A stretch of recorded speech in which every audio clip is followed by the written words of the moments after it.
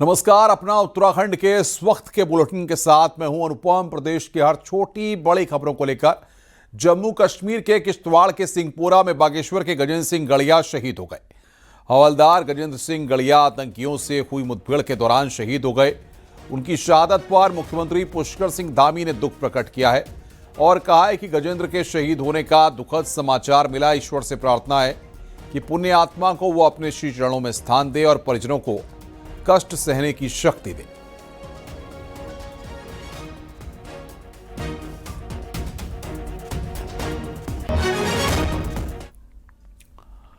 देहरादून से बड़ी खबर है। उत्तराखंड पुलिस मुख्यालय ने एसीआर के गैर आधिकारिक सर्कुलेशन पर बड़ी कार्रवाई की है और मामले की जांच एसटीएफ को सौंपी गई है।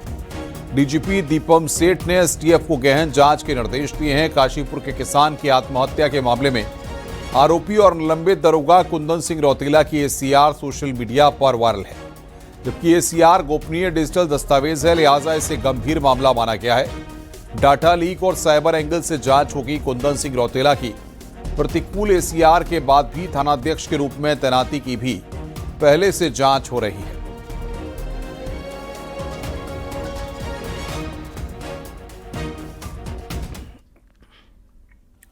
रुद्रप्रयाग के विधायक भरत चौधरी का एक वीडियो चर्चा का केंद्र बना हुआ है। एक सभा में बोलते हुए विधायक बोले कि जो अफसर उनकी बात नहीं सुनेगा वो उनके जूते की सुनेगा। विधायक यहीं नहीं रुके, उन्होंने रुद्रप्रयाग के पूर्व विधायक रहे और कांग्रेस नेता आरक सिंह रावत को भी लपेटा। विधायक भरत चौधरी ये कहने से भी नहीं चूके कि वो क्षेत्र में मेडिकल कॉलेज बना के रहेंगे और किसी के बाप में हिम्मत नहीं कि वो रोक करके दिखा दे। चर्चा है कि चुनावी साल में अमूमन कम बोलने वाले विधायक चौधरी तीखे तेवर दिखा रहे हैं। क्यों अधिकारी भरत सिंह चौधरी की नहीं सुनेगा, वो भरत सिंह चौधरी के जूते की सुनेगा। और यहाँ पर मैंने कहा है, मैंने सैनिक विद्यालय में कहा था, जिन्होंने सैनिक विद्यालय कहा था वो चले गए, जिनके बारे में आपने नारे लगाए थे कि आ गया हरक और पड़ गया फर्क। कितना फर्क पड़ा आप भी जानते हैं, मैं भी जानता हूँ। दिल्ली में भारतीय जनता पार्टी के नए राष्ट्रीय अध्यक्ष की ताजपोशी की प्रक्रिया शुरू होते ही उत्तराखंड बीजेपी में सियासी सरगर्मी तेज हो गई है। संभावित कैबिनेट विस्तार को लेकर चर्चाएं जोर पकड़ रही हैं। दिल्ली दरबार के चक्कर लगाने वाले नेताओं की संख्या बढ़ रही है। संकेत साफ है, कैबिनेट पर कभी भी फैसला आ सकता है।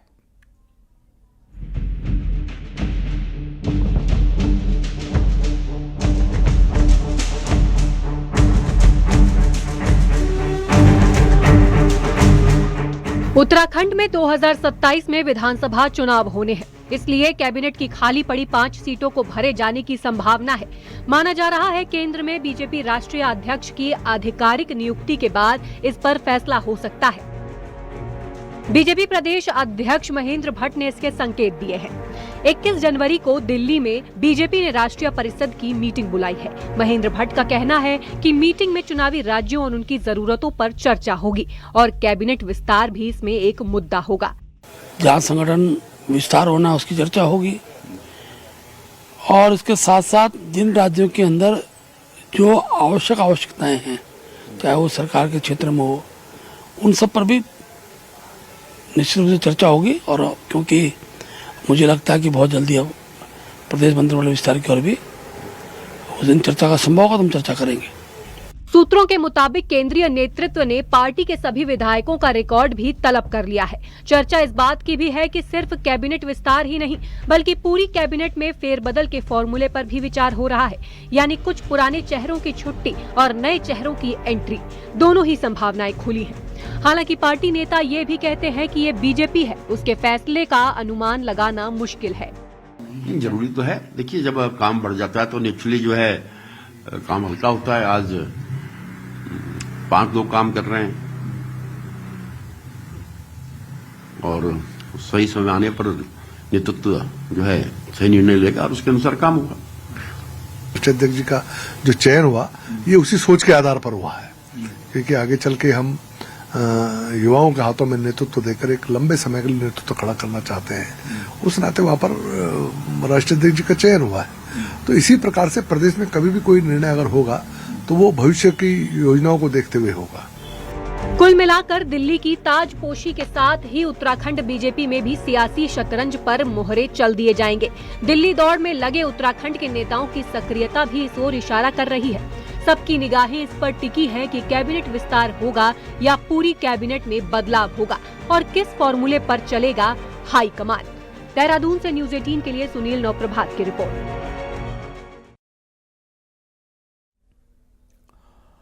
नई दिल्ली स्थित उत्तराखंड निवास में आज प्रदेश के विधायकों उमेश शर्मा काऊ, दुर्गेश्वर लाल और महेश जीना ने मुख्यमंत्री पुष्कर सिंह धामी से मुलाकात की।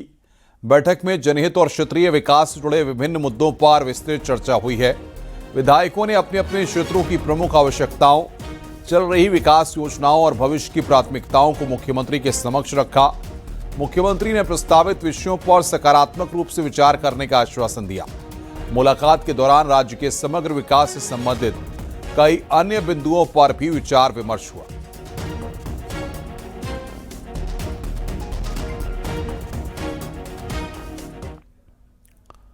नितिन नवीन का बीजेपी का नया राष्ट्रीय अध्यक्ष बनना तय हो गया है। बीजेपी के राष्ट्रीय अध्यक्ष के लिए नामांकन किया गया। इसके बाद सीएम पुष्कर सिंह धामी ने नितिन नवीन से मुलाकात भी की और कई मुद्दों पर बातचीत हुई।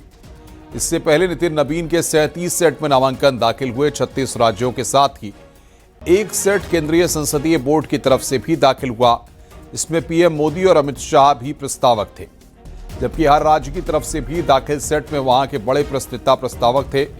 उत्तराखंड की तरफ से दाखिल सेट में सीएम पुष्कर सिंह धामी, प्रदेश अध्यक्ष महेंद्र भट्ट के साथ प्रभारी दुष्यंत गौतम और अन्य नेता इसमें प्रस्तावक रहे। सीएम पुष्कर सिंह धामी भी नितिन नवीन के नामांकन के वक्त मौजूद रहे। साथ ही केंद्रीय मंत्री अजय टम्टा, पूर्व सीएम त्रिवेंद्र रावत, तीरथ सिंह रावत और रमेश पोखरियाल निशंक भी मौजूद रहे।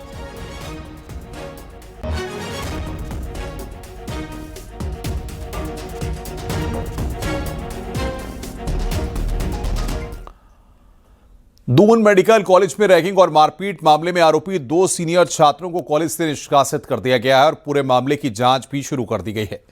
दरअसल मामला 13 जनवरी का है, जहां दून मेडिकल कॉलेज के हॉस्टल परिसर में जूनियर छात्र के साथ मारपीट की गई। आरोप है कि सीनियर छात्र प्रज्ञानस और साकेब ने रैगिंग के नाम पर इस घटना को अंजाम दिया। घटना के अगले दिन यानी 14 जनवरी को पीड़ित छात्र ने पूरे मामले की शिकायत हॉस्टल वार्डन से की। शिकायत मिलने के बाद कॉलेज प्रशासन हरकत में आया और मामले को दून मेडिकल कॉलेज की एंटी रैगिंग कमेटी को सौंप दिया गया। कॉलेज की प्रिंसिपल गीता जैन का कहना है कि सभी छात्र रुड़की के रहने वाले हैं, जिनमें से 2 छात्र आपस में रिश्तेदार भी हैं। फिलहाल जांच पूरी होने तक आरोपी दोनों छात्रों को कॉलेज से निष्कासित कर दिया गया है। से दोनों को सस्पेंड तो हमने कर दिया था और बाकी जो जांच में जो भी सर्वसम्मति बनेगी, जांच में जो भी निकल के आएगा उस पर कड़ी से कड़ी हम लोग कार्रवाई करेंगे, क्योंकि दून जो है हमारा रैगिंग फ्री कैंपस है, तो इसमें रैगिंग किसी भी प्रकार की बर्दाश्त नहीं है। तो I will be taking the strictest possible action. Uttarakhand के पूर्व कैबिनेट मंत्री और कांग्रेस विधायक तिलकराज बेहड़ के बेटे सौरभ के साथ रविवार रात हुई मारपीट का वीडियो सामने आया है। सीसीटीवी के इस वीडियो में मारपीट बेहद साफ दिखाई दे रही है। इसमें दिखाई दे रहा है कि स्कूटर में जाते सौरभ को पीछे से एक बाइक सवार टक्कर मारते हैं और फिर मारपीट करके फरार हो जाते हैं। बाइक सवार तीनों नकाबपोश दिखाई दे रहे हैं। विधायक पुत्र के साथ मारपीट का ये वीडियो सोशल मीडिया पर वायरल हो रहा है। पूर्व मंत्री तिलकराज बेहड़ के लड़के सौरभ के साथ रविवार को हुई मारपीट के मामले में पुलिस ने कुछ लोगों से पूछताछ की है। इस मामले में सीएम पुष्कर सिंह धामी ने पुलिस को दोषियों के खिलाफ कड़े एक्शन लेने के निर्देश दिए हैं। पूर्व मंत्री के पुत्र सौरभ रुद्रपुर में पार्षद भी हैं। सोमवार को मेयर विकास शर्मा ने उनसे मुलाकात की और एक्शन का भरोसा दिया। गौरतलब है कि तिलकराज बेहड़ किच्छा से कांग्रेस के विधायक हैं।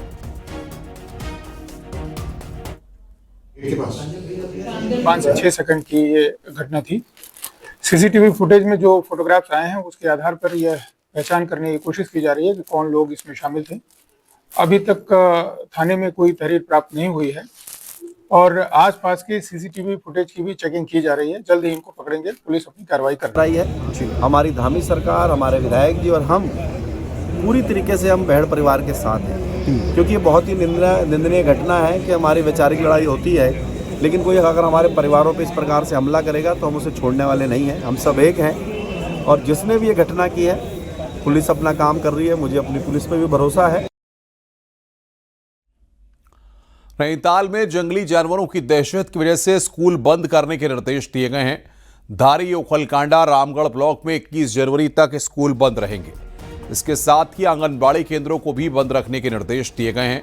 इन इलाकों में लगातार गुलदार का आतंक देखा जा रहा है और गुलदार के आतंक की वजह से स्कूलों को बंद किया गया है।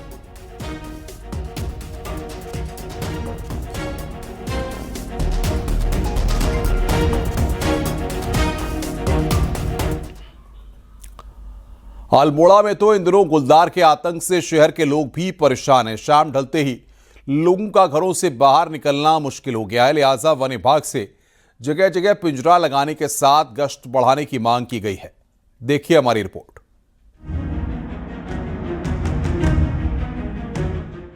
सर्दियों में उत्तराखंड के जंगलों में आग लग रही है तो भोजन की तलाश में गुलदार अब रिहायशी इलाकों की ओर रुख कर रहे हैं। जो नगर से लगे सीसीटीवी में कैद हो रहे हैं। गुलदार दिखाई देने से लोगों में दहशत का माहौल है। आए दिन किसी न किसी गली में गुलदार सीसीटीवी कैमरे में कैद हो रहा है, जिससे लोग डर के मारे घरों से बाहर नहीं निकल रहे हैं। वहीं वन विभाग ने लोगों से सतर्क रहने की अपील की है। वन विभाग से स्थानीय लोगों ने जगह जगह पिंजरा लगाने की मांग की है ताकि शहर में लोग बिना दहशत के निकल सकें। देखिए, विंटर्स में क्या होता है, ठंड के टाइम में सामान्य तौर पे देखा गया है कि जो साइटिंग है लेपर्ड्स की वो बढ़ जाती है। और आप देखेंगे कि अल्मोड़ा शहर में भी ऐसी घटनाएं देखने को आ रही है, तो उसमें हम काफ़ी प्रोएक्टिव हैं। हमारी टीम तत्काल कहीं से सूचना आती है वहाँ पे तुरंत जाके विजिट करती है और जहाँ भी आवश्यकता होती है नियमानुसार हम पिंजरे भी लगाते हैं और इसके क्रम में उसको पकड़ के वहाँ से हम रेस्क्यू सेंटर भी ले जाते हैं। वन विभाग से स्थानीय लोगों ने जगह जगह पिंजरा लगाने की मांग की है ताकि शहर में लोग बिना दहशत के निकल सकें। मेरी मांग है, मैंने पहले भी इस बात को उठाया है, मैं घेराव भी वन विभाग का मैंने किया है कि शहर के अंदर गश्त लगातार बढ़ाई जाए और पिंजरे लगाए जाए और बाघों को पकड़ने के बाद फिर उनको छोड़ा ना जाए। अगर छोड़ रहे हैं तो कहीं दूर ले जाकर दूरस्थ स्थानों में कहीं उनको छोड़ा जाए ताकि इस शहर के अंदर फिर वो बाघों का आतंक बना न रहे। बीते लंबे समय से गुलदार के शहरों की ओर मूवमेंट बढ़ी है, जिससे वन विभाग की मुश्किलें तो बढ़ी है, साथ ही स्थानीय लोग भी परेशान हैं, तो ग्रामीण इलाकों में डर का माहौल है। न्यूज़ 18 के लिए अल्मोड़ा से किशन जोशी की रिपोर्ट।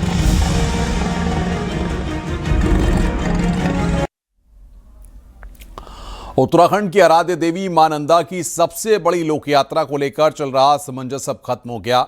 नंदानगर में आयोजित महापंचायत में फैसला लिया गया कि साल 2026 में नंदा की बड़ी जात का आयोजन हर हाल में किया जाएगा। इस दौरान सबसे महत्वपूर्ण बदलाव यात्रा के नामकरण को लेकर हुआ है। अब इस ऐतिहासिक यात्रा को नंदा राजजात के बजाय नंदा की बड़ी जात यात्रा के नाम से जाना जाएगा, यानी कि यात्रा का नाम बदला गया है। महापंचायत में साफ किया गया कि यात्रा अपने निर्धारित समय यानी अगस्त और सितंबर महीने के बीच ही आयोजित की जाएगी। यात्रा के व्यवस्थित और भव्य संचालन के लिए पहली बार बड़ी जात समिति का गठन किया गया है। साथ ही यात्रा कुरुड़ मंदिर से ही शुरू होगी। और इस महापंचायत में एक आयोजन समिति का गठन किया गया, जो आयोजन समिति आने वाली जो वर्ष 2026 की जो बड़ी जात आयोजित की जाएगी उस विषय जो रणनीति तैयार करेगी। लोग एक कथाकथित एनजीओ भ्रमित करने का कार्य कर रही है कि भाई राजजात 26 में होगी 27 में होगी। तो मैं आपके चैनल के माध्यम से आश्वस्त करता हूँ कि राजजात 26 में ही होगी, क्योंकि सरकार की तरफ से ऐसा कोई लेटर जारी नहीं कराया गया है कि जो वो कह रहे कि 26 की जगह 27 में हो गया। आगे बढ़ते हैं। देहरादून शहर जिसकी पहचान सिर्फ पहाड़ों और वादियों से नहीं बल्कि उसकी विरासत से भी है, लेकिन इसी विरासत के साथ सिस्टम ने ऐसी लापरवाही की है कि अब सवाल उठ रहे हैं। इतिहास हारा यह सिस्टम फेल हुआ। देहरादून क्लॉक टावर की एंटीक घड़ियां गायब हो गई। देखिए हमारी रिपोर्ट।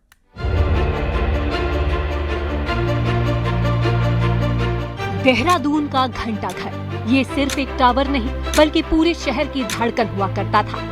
1992-93 में इंग्लैंड से मंगाई गई स्मिथ और रोलेक्स कंपनी की मैकेनिकल टावर क्लॉक, जो बिना बिजली के चलती थी।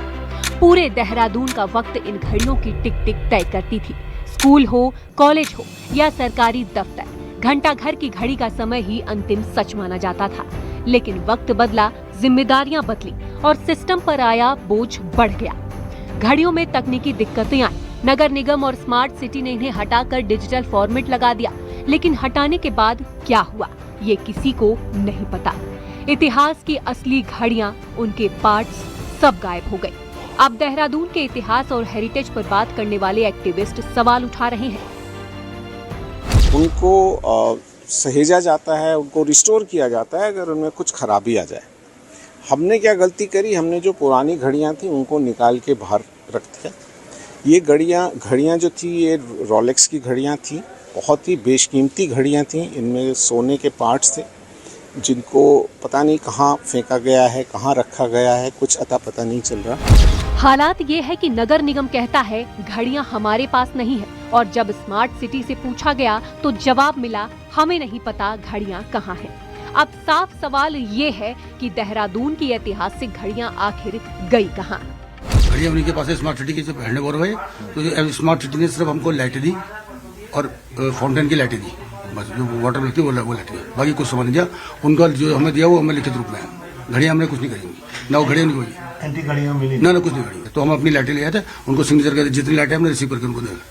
तो जो एंटी घड़ियां थी वो हमें नहीं मिली। वो अपने आप में कहीं ना कहीं नगर निगम की जिम्मेदारी है। ठीक है, स्मार्ट सिटी ने कुछ काम किए होंगे, लेकिन देहरादून का जो एंटीक है, जो पुरानी पहचान है, उसको संरक्षण देने का काम नगर निगम का है। नगर निगम को देखना चाहिए, अगर वो कहीं गायब हुई है तो उसका कहीं ना कहीं उसका पता चलना चाहिए कहाँ है, और है तो वो ऑपरेशनल होनी चाहिए। देहरादून की जिस विरासत को सहेजना था उसे फाइलों में दफना दिया गया। अब ये लड़ाई सिर्फ घड़ियों की नहीं बल्कि सिस्टम की जवाबदेही की भी है। सतेंद्र बर्तवाल, न्यूज़ 18, देहरादून।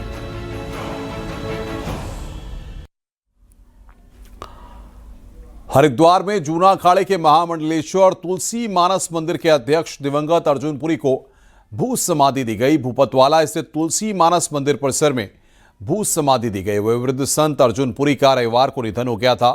दिवंगत संत को श्रद्धांजलि देने के लिए बड़ी संख्या में साधु संत और दूर दूर से उनके अनुयायी पहुंचे। अखाड़े के आचार्य महामंडलेश्वर स्वामी अवधेशानंद गिरी की मौजूदगी में ब्रह्मलीन संत को भू समाधि दी गई। दिवंगत महामंडलेश्वर अर्जुनपुरी प्रसिद्ध कथावाचक थे। उन्होंने हरिद्वार में तुलसी मानस मंदिर की स्थापना की थी।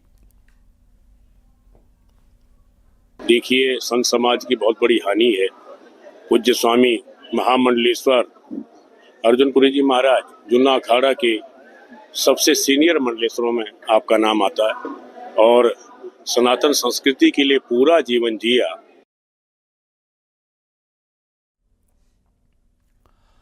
प्रयागराज की तर्ज पर आयोजित हुए कुंभ मेले का मॉडल को हरिद्वार में अपनाया जाएगा। मेला क्षेत्र में जाम की स्थिति न बने, इसके लिए नो व्हीकल जोन बनाने के साथ ही शहर में इलेक्ट्रिक बस चलाने की तैयारी हो रही है। देखिए हमारी रिपोर्ट।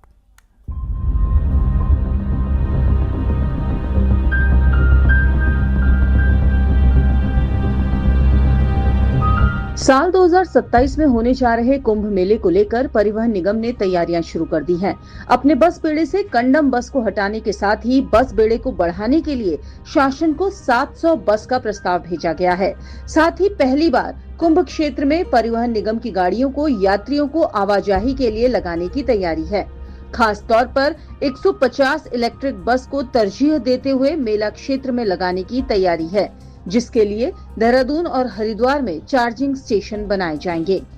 इस बार जो इंटरनल कनेक्टिविटी होगी, यानी कि कुंभ के मेला क्षेत्र के अंदर की कनेक्टिविटी, इसमें भी परिवहन विभाग के अंतर्गत जो पीएमई बस सेवा की जो बसेस मिलेंगी, इलेक्ट्रिक बसेस मिलेंगी, उसके द्वारा हम लोग इंटरनल कनेक्टिविटी को भी सुनिश्चित करेंगे। वहीं कर्मचारी नेता बताते हैं कि 400 बस की हालत बेहद खराब है। कुंभ निधि से बस मिलेगी तो कुंभ मेले के बाद इन बस का इस्तेमाल निगम की बस सेवा को दुरुस्त करने में सहायक होगा। बाद कुंभ में जो पूरा कुंभ क्षेत्र है उसे नॉन व्हीकल जोन घोषित किया गया था और कुंभ क्षेत्र के बाहरी इलाकों में बड़ी बड़ी पार्किंग बनाई गई थी और कुंभ क्षेत्र में परिवहन निगम की बसें चलाई गई थी, जिन्होंने फ्री सर्विस दी थी यात्रियों को। कहीं भी उतर चढ़ सकते थे यात्री और 24 घंटे हर 5 मिनट बाद बसें चलाई गई थी। इसके लिए प्रबंध निदेशक महोदय द्वारा अवगत कराया गया है कि शासन को हमने इस स्कीम के बारे में अवगत कराया है और 700 बसों की मांग की है। कुंभ मेले में परिवहन निगम को उम्मीद है कि बस सुविधा अच्छी करने से बस बेड़ा तो सुधरेगा ही, साथ ही ट्रैफिक कंजेशन में भी हालात सुधरेंगे ताकि श्रद्धालुओं को दिक्कतें पेश न आए। न्यूज 18 के लिए देहरादून से भारती सकलानी उनियाल की रिपोर्ट। आगे बढ़ते हैं। नैनीताल का मुक्तेश्वर अब पर्यटन के मानचित्र पर उभर कर सामने आ रहा है। पिछले 10 साल में यह जगह सैलानियों की पसंद की जगह बनी हुई है, लेकिन मूलभूत सुविधाओं की कमी हमेशा से ही यहां पर एक चुनौती रही है। अब इन सुविधाओं को बेहतर बनाने की दिशा में प्रशासन ने एक बड़ा कदम आगे बढ़ाया है। आइए इस रिपोर्ट के जरिए आपको दिखाते हैं।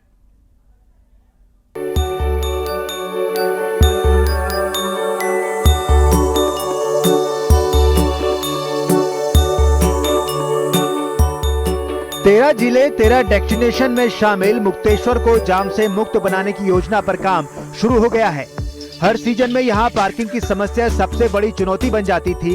टूरिज्म विभाग ने जाम से निपटने का प्लान तैयार किया है, जिसमें IBRI की जमीन पर पार्किंग निर्माण का प्रस्ताव है, जिसके लिए जमीन ट्रांसफर की प्रक्रिया शासन स्तर पर आगे बढ़ रही है। पार्किंग बन जाने से जहां पूरे क्षेत्र जाम से राहत मिल पाएगी, वहीं भटेलिया से मुक्तेश्वर तक सैलानियों को भी आने जाने में कोई दिक्कत नहीं होगी। पार्किंग वहाँ पर भी निहायत जरूरी है, तो जो वहाँ पर ICAR का संस्थान है, तो उसमें प्रारंभिक कार्य राजस्व विभाग ने किया है। अब उसमें जो कंसर्निंग ओनर डिपार्टमेंट है, तो शासन लेवल से उसमें कॉरेस्पॉन्डेंस हो रही है। मुक्तेश्वर ने पिछले 1 दशक में पर्यटन के नक्शे पर तेजी से पहचान बनाई है, लेकिन पानी, सड़क और पार्किंग जैसी बुनियादी सुविधाओं की कमी यहाँ हमेशा महसूस की गई है। हालांकि अब फाइलें आगे बढ़ने लगी हैं और हालात सुधरने की उम्मीद है। उधर स्थानीय व्यापारी भी चाहते हैं कि सुविधाओं को और बेहतर किया जाए, जिससे यहाँ आने वाले पर्यटकों की संख्या और बढ़ सके।